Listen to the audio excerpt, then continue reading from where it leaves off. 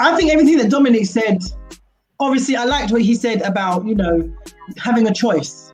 Absolutely. I think sometimes when we have this conversation as a family, because of all of the kind of context that's often placed around us, we feel forced to say, oh, is it one or is it the other? Do I have to be pro-black to choose AdPac? Or no, it's about having options. It's about knowing what's out there. As Dominic said, one of the great things for me is being able to share my journey, because you're so right, Dominic. So many people don't know about SMBs or IAGs or CMGs.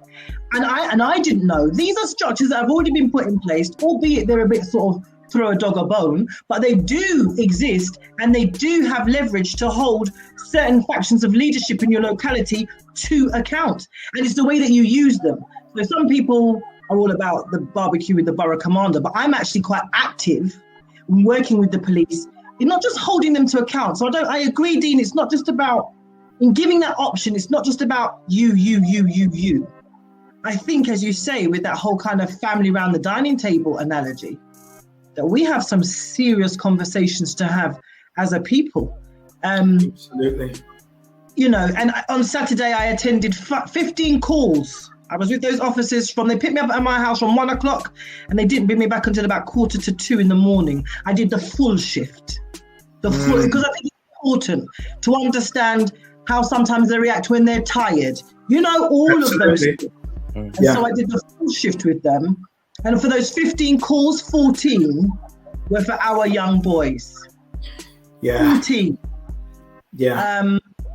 And so it's and that's not that's not a judgment again, but it's to give some of us who kind of not live in our bubble but don't really know what's going on a slice of understanding that we have a real problem out here.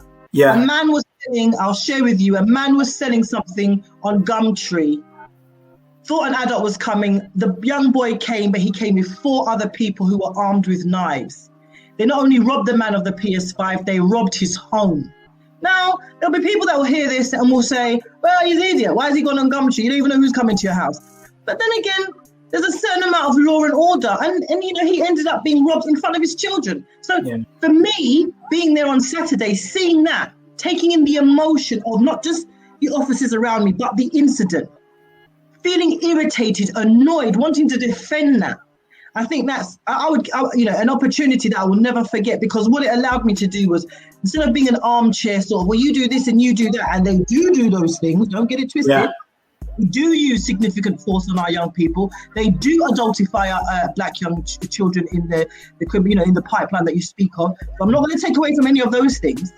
But what it allowed me to do was to understand on a day, on a 9 to 5, in the heat that it was on Saturday, what it is to deal with children who are armed, who could take not only their life or others, but yours as an officer. That was what I kind of sat myself in to understand where this frustration comes from. And one of the things they all said, Dean? They all said, why is it nobody in the black community says anything when all of these stabbings takes place?